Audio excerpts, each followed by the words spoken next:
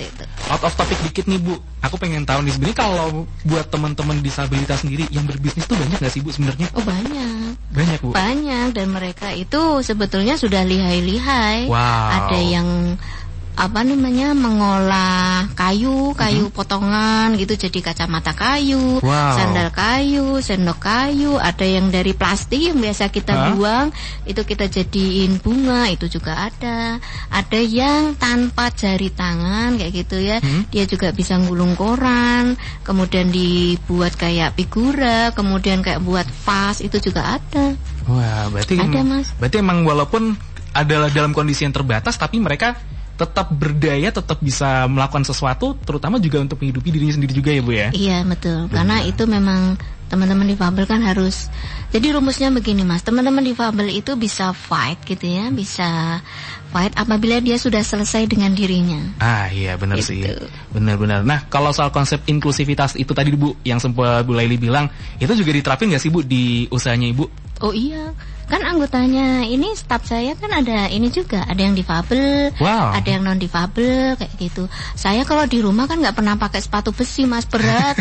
Iya juga sih ya. Karena memang kalau terlalu lama pengaruh ke tulang panggul saya bengkak. Oh jadi sakit gitu ya Bu ya kalau kelamaan ya? Makanya ini saya duduk kan juga agak ke kanan, ke kiri kayak gitu. Gak apa-apa Bu, dienakin aja Bu biar nggak pegel juga sih Bu ya. Gitu. Artinya emang juga dilibatkan juga ya Bu di dalam usaha ini juga ya Bu ya? Iya, kalau untuk proses pengopenan itu memang untuk ini saya dibantu yang non disabilitas karena opennya besar Mas. Oh iya. Jadi ini ruangan ini. Wah, ruangan ini. Serius Bu, segede ini? Ini panjangnya segini. Wow. Iya, panjangnya sepanjang ruangan ini. Ini berapa ruangannya? Iya, kalau ini bukan oven Bu, ini freezer kebetulan Bu. Karena emang dingin.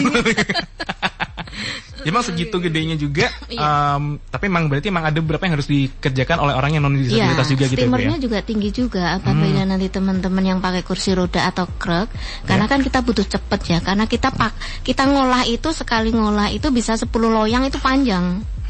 Panjangnya segini Mas, kan agak kesulitan ya, sekali ngolah kita masuk ke steamer, nunggu roti ngembang, baru kita masuk ke oven, dan itu butuh kecepatan. Oh iya, harus cepat biar gak gosong juga ya. Iya, kan harus rata kulit luarnya. Bener banget. Boleh kita lanjut lagi di sini ya, karena masih daftar pertanyaan saya masih banyak banget nih Bu sebenarnya. Kebetulan masih banyak banget Bu ya. Oke, buat teman berdua, stay tune terus, masih lanjut lagi ngobrolnya setelah yang satu ini.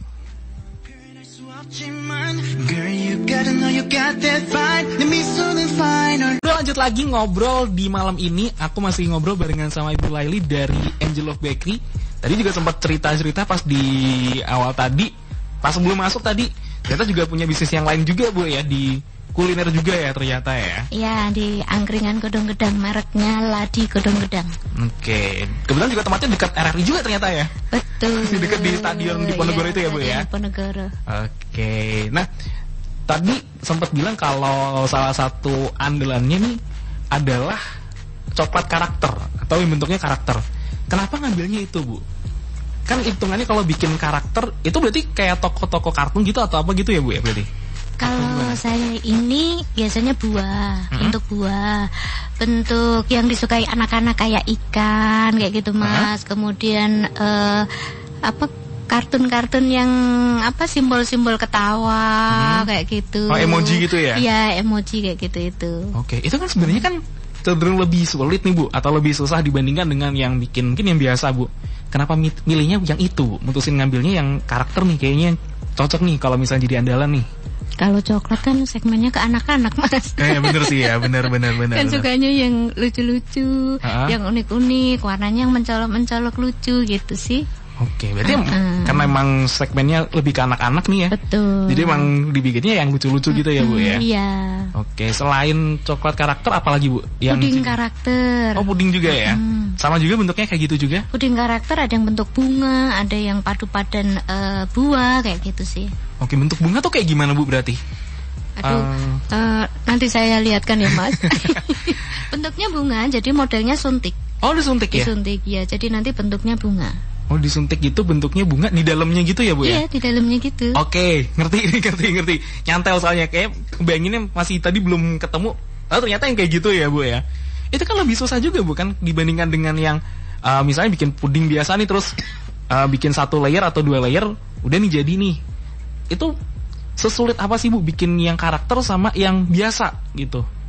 Sulit sekali. Kalau ditanya sulit sekali Mas, karena kalau kita salah suntik itu bentuknya juga beda. Bentuknya beda banget, jadi kita harus hati-hati.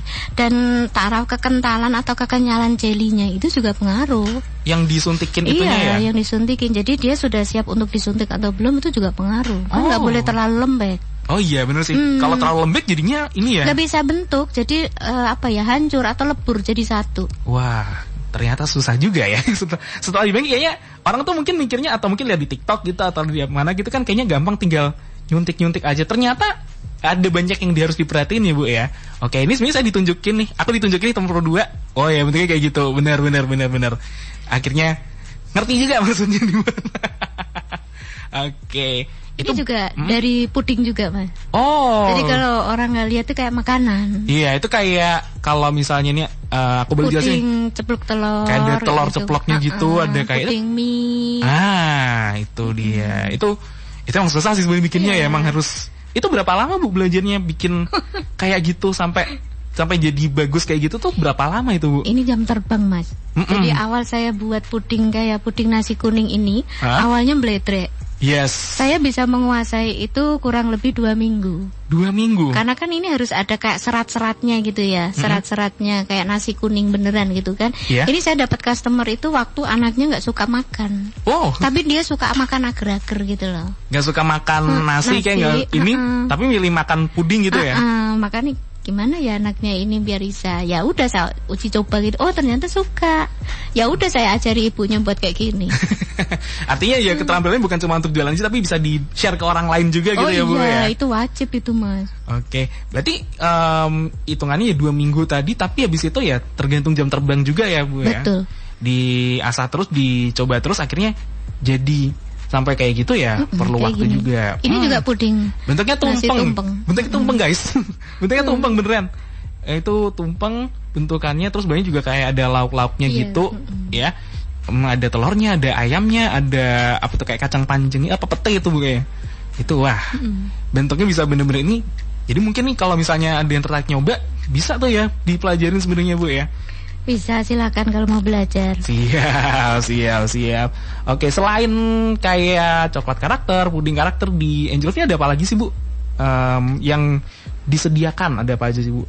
Macam-macam Mas. Kalau yang untuk Angel Love-nya ya paling seputar dunia roti, cake.